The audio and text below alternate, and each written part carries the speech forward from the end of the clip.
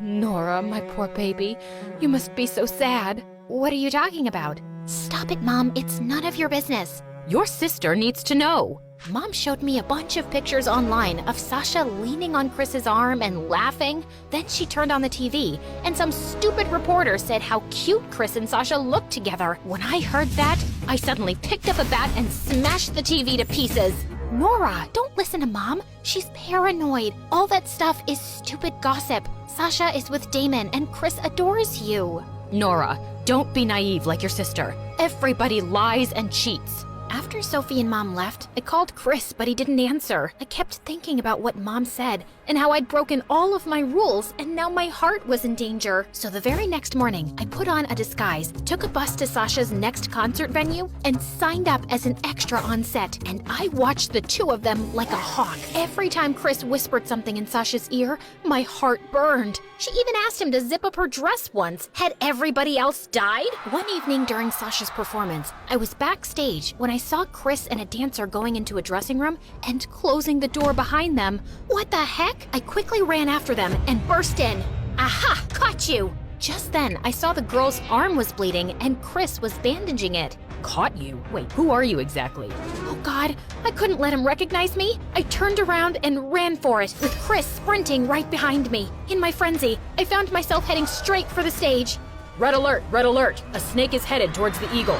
I found myself crashing into the dancers on stage, and just as I was about to run into a horrified Sasha, 4 men pinned me to the ground while the audience gasped. I was immediately carried away and found myself facing Chris backstage.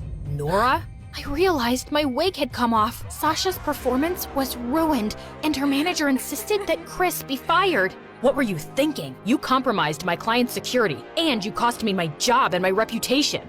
Oh, I don't know, Chris. I was thinking how my hunky boyfriend hangs out with beautiful pop stars and dancers all the time and is never home anymore. Can you blame me for being paranoid? Yes, I can. I haven't given you any reason not to trust me. Yet. I just don't want you to be a bodyguard anymore. Well, too bad. It's my job. Just go home, Nora. I don't want to be around you right now. Feeling miserable, I ended up going to a dance club instead to get my mind off of everything. I saw this cute boy on stage playing with the band, and he kept winking at me. I recognized him from TV. He was a movie star. On an impulse, I took a deep breath and then walked up to the boy and gave him a passionate kiss. The next morning, I was back home, and I woke up to tons of pictures on the internet of me and that movie star kissing. Chris showed up at my door soon after. Why would you do that to me? I thought we were in love. Everybody cheats, babe. Welcome to the real world. I know you'll cheat on me one day if you aren't already. I am done with this stupid relationship. I walked out of there with my bags and went to Sophie. But soon after, I started feeling sick to my stomach. It hit me like a ton of bricks. I was a cheater, something I hated and felt horrible about. I made a big mistake. I don't know what to do. Yeah, you messed up big time. I wasn't talking to you, Clive. There's no need to be rude. You're right. I'm the worst, and I'm sorry for all the mean things I've said and done to you too. I don't know who I am anymore. I never wanted to hurt Chris, but something came over me. You let Mom get into your head, Nora. She says she's better off alone, but all I see is a bitter, paranoid woman who can't be happy and can't stand anyone else's happiness either. You deserve to love and be loved in return. And yeah, sometimes love can hurt, but sometimes it can also be amazing, like what Clive and I have. I really don't understand how that's possible with Clive. Okay, sorry. You're right. I decided to see a therapist and learned to deal with my insecurities and trust my heart. I even wrote Chris a letter apologizing for hurting him.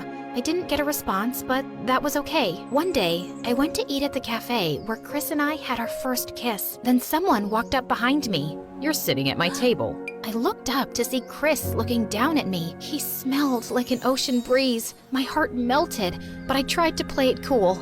I don't see your name on this table.